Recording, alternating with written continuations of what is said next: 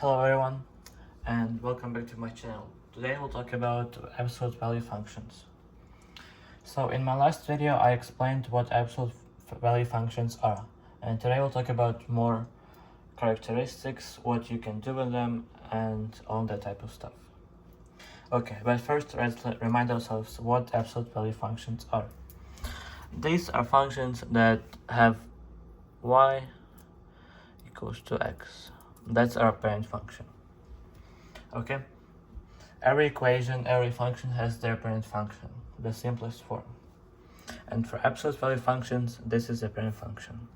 And then from it you can add like plus or minus h plus or minus k. This will indicate if our graph opens up or down. And then this will be our slope. Slope will be right here. You'll have to multiply this number by this if you have both or just either one of those. Then for our h, it indicates if our vertex moves to the left or to the right. And then k shows if vertex moves up or down.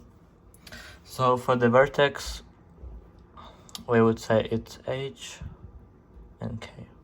Okay?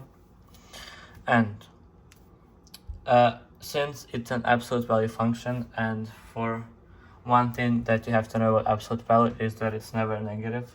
Okay, so absolute value of 5 would be 5. Also, absolute value of negative 5 would be 5. So it's never negative.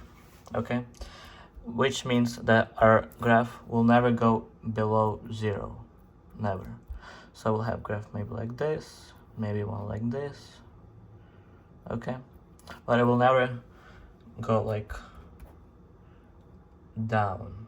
Okay, it will always have our vertex point kind of divided in half, then one side, and then it's identical on the other side. These are never identical, but they are supposed to be. Okay, that I explained all of this in the last video, and today we'll talk about more characteristics of absolute value functions. So one of the things that you have to know about it is that obviously it's a V shape, like this, or maybe upside down V shape if you have a negative sign in front of the absolute value. Also, this can be called a function if for each x value there is one y value. So this would not be called a function because for some x values there is only one y value, but for some x values there is two y values, and this would not be a function. Okay, so when you're writing your formulas, you'll have to indicate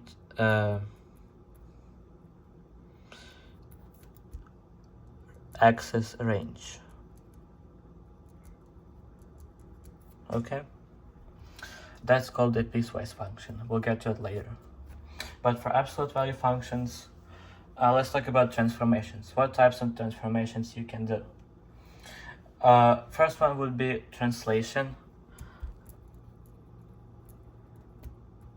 That's the most common one. That's basically sliding it up or down. I mean, right to left.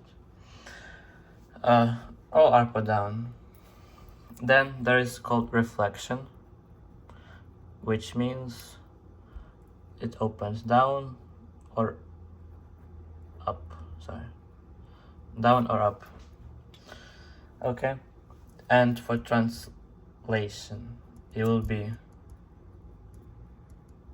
these two, and for reflection, it would be this negative positive sign that indicate that if it's reflected or not. Also, there is dilation, which basically makes it wider, makes our graph wider or narrower, like this, and that would be indicated by the slope.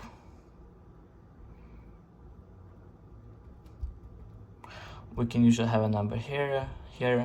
If you have both, you have to multiply them to find the slope. If you have either one, just choose the one that you have to find the slope. And if the slope is negative, if the slope is more than 1, that means that our graph would be narrower, because slope 1 looks like this and slope 2 looks like 2 up, 1 to left, looks like this. Slope 3 will look like 3 up, 1 to left, will look like even narrower. And if our slope is negative than 1, less than 1, sorry, our graph would be wider. Okay, so slope 1 looks like 1 up, 1 to left, like this. Slope 0.5 will look 1 up to the right, like this. Then slope 1 over 3 look like this. Okay, you get the idea. And these are the 3 types of transformations you can do with absolute value functions. That will be it for this video. Hopefully it was helpful. See you next time.